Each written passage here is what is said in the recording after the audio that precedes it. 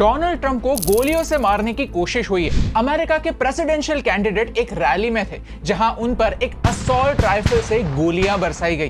Trump मरते मरते बचे, लेकिन इस एक इंसिडेंट ने अमेरिका का पॉलिटिकल माहौल कंप्लीटली बदल दिया। इलॉन मस्क ने ओपनली ट्विटर पर ट्रंप के लिए सपोर्ट जताया और वो अकेले नहीं हैं।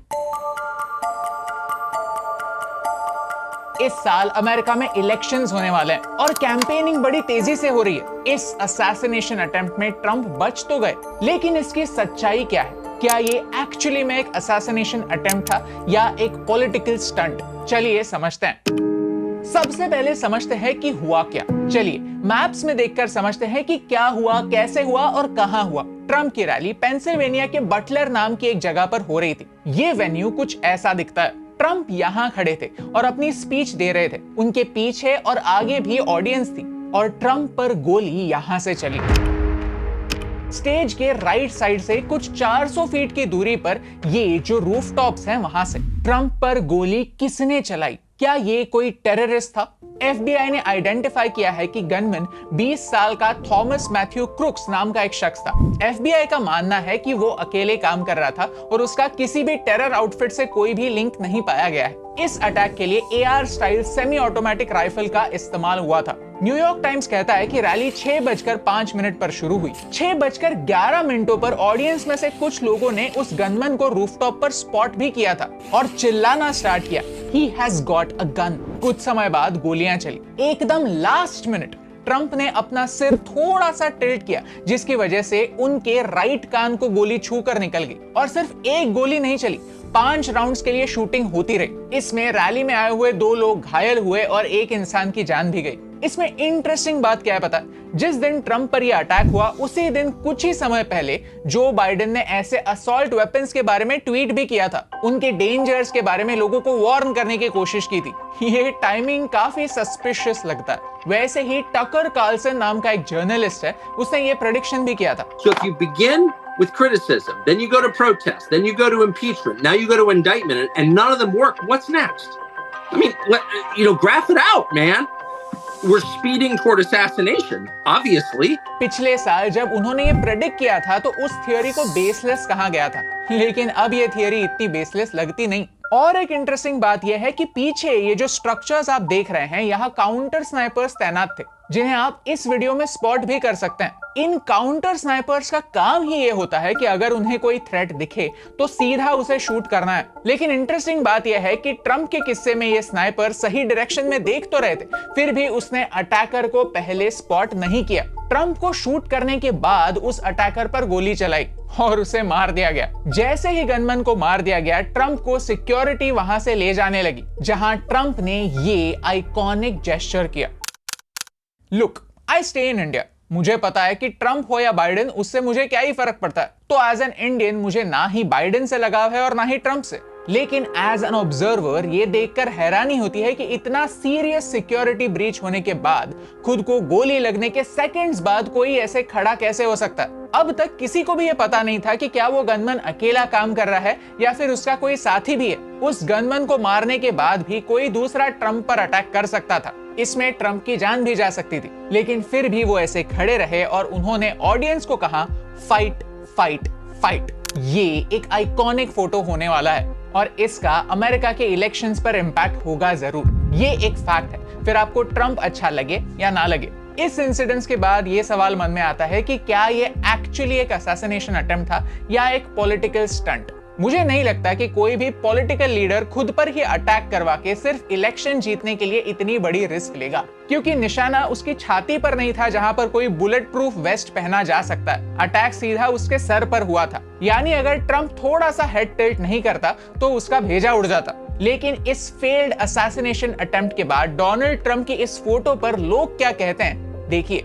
उनकी विल पावर की, उनकी पैशन की तारीफ हो रही है। इस अटैक के बाद दुनिया भर के लीडर्स ने इस अटैक की निंदा की। यहां तक जो बाइडेन ने कहा कि there is no place for such violence in democracy. Trump को एक मसीहा बनाया जा रहा है।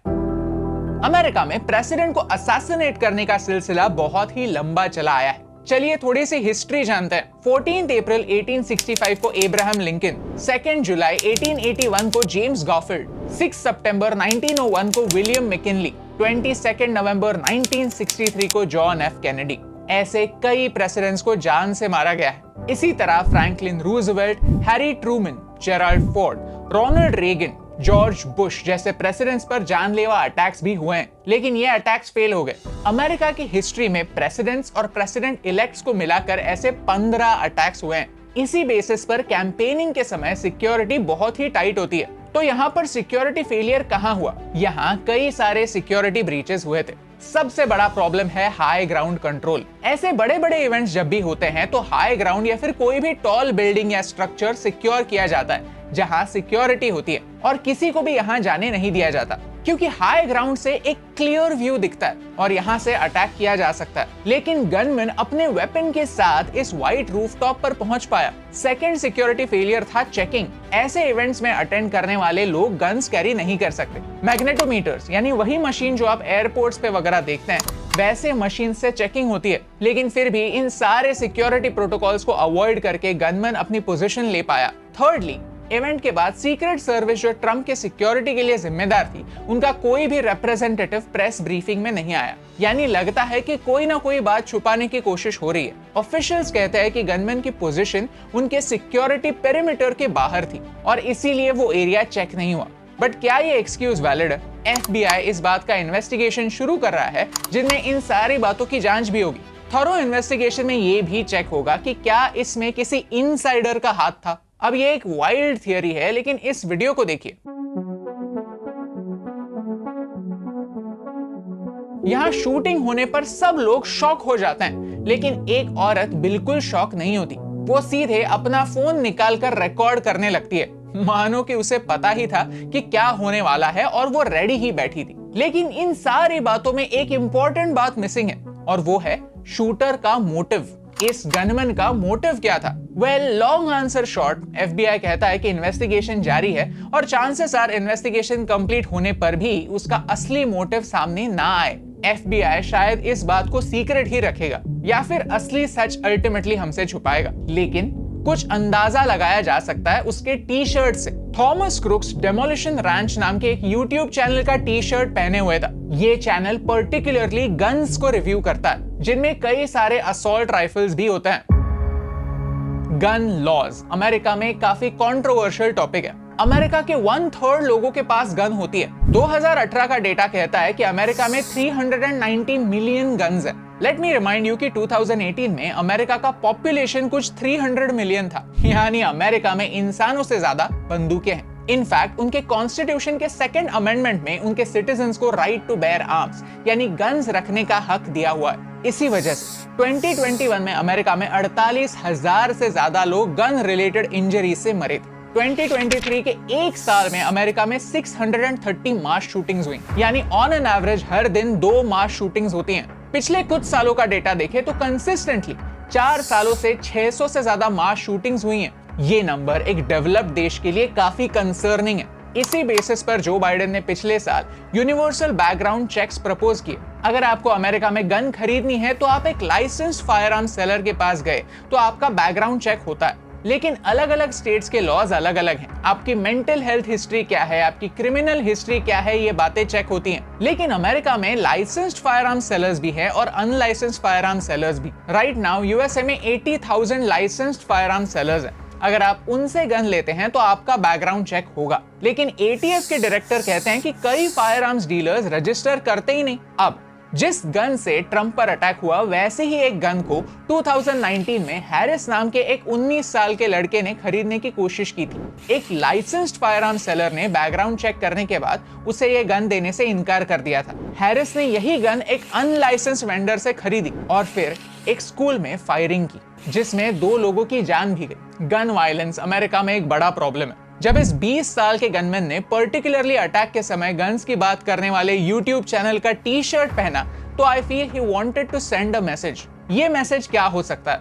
क्या ये एक वार्निंग हो सकती है कि गन्स के अगेंस्ट स्ट्रिक्ट लॉज लाओ, या फिर एक मैसेज कि हर अमेरिकन गन्स चाहता है? फिलहाल कोई क्लैरिटी है ही नहीं। ट्रंप रिपब्लिकन पार्टी के हैं और बाइडेन डेमोक्रेट है। रिपब्लिकन्स गन्स के बारे में रिलैक्स है, वेराज डेमोक्रेट्स काफी स्ट्रिक्ट हैं। यानी जो पार्टी गन्स खरीदते समय बैकग्राउंड चेक को और स्ट्रिक्ट नहीं करना चाहती, उस पार्टी के कैंडिडेट को गन से मारने की कोशिश हुई है। मतलब हो क्या रहा है? इन दी एंड आई बिलीव इस अटेम्प्ट के बाद कई अमेरिकन के लिए ट्रंप एक हीरो बन जाएंगे और अगले इलेक्शन में उनके जीतने के चांसेस बहुत ज्यादा बढ़ेंगे। अब लोग यही सोचेंगे कि अरे कोई ट्रंप को मारना चाहता है, मतलब ट्रंप सच में कुछ अच्छा करना चाहता है। सिंपैथी की लहर आएगी। इस अटेम्प्ट से वो लोग जो फेंस सिटर्स थे, जो श्योर नहीं थे कि किसे वोट करना है, वो काफी श्योर हो जाएंगे। इसका इंपैक्ट ग्लोबल पॉलिटिक्स पर होगा जरूर। ट्रंप ने ऑलरेडी कहा है कि जो लोग डी-डॉलराइजेशन की बात करते हैं वो उन्हें पनिश करेंगे। यानी अगर ट्रंप चुन के आते हैं तो ब्रिक्स जो भी प्लान्स कर रहा है उन पर इंपैक्ट होगा जरूर, और ब्रिक्स में भारत भी शामिल है। ट्रंप काफी कंट्रोवर्शियल फिगर है। उनका इमिग्रेशन की ओर, उनका वॉर की ओर देखने का नजरिया काफी अग्रेसिव है। वीडियो के एंड में मेरा एक सवाल अमेरिका से, जब भारत में कुछ गलत होता है, मणिपुर में, यूपी में या फिर दिल्ली में, हमेशा भारत को लेक्चर दिया जाता है, पूछा जाता है कि भारत की डेमोक्रेसी खतरे में तो नहीं। जब हमारे ऑपोजिशन के नेता जेल जाते हैं तो इसे डेथ ऑफ डेमोक्रेसी कहा जाता है। तो जब वेस्ट में ऑपोजिशन के प्रेसिडेंशियल कैंडिडेट को गोली से मारने की कोशिश होती है तो उसे हम क्या कह सकते हैं? इस इंसिडेंट से हमें यही समझ आता है कि कोई भी देश परफेक्ट नहीं होता, डेमोक्रेसी परफेक्ट नहीं होती। अमेरिका में भी प्रॉब्लम्स हैं और भारत में भी प्रॉब्लम्स हैं, और यही इंपॉर्टेंट बात आप तक पहुंचाने से मुझे फर्क पड़ता है। हे दोस्तों, thank you so much for watching this video till the end. अगर आपको ये वीडियो अच्छा लगा तो वो लाइक बटन प्रेस कीजिए। ऐसे ही और वीडियोस देखने के लिए चैनल को सब्सक्राइब करना ना भूलिए। आज अमेरिका एक सुपर पावर क्यों है, जानने के लिए ये वीडियो जरूर देखिए। अगर आप एक स्टूडेंट हैं और कनाडा जाने की सोच रहे हैं तो ये वीडियो देखे बगैर कनाडा मत जाइए। Thank you so much for watching, क्योंकि आपके सपोर्ट से हमें फर्क पड़ता है।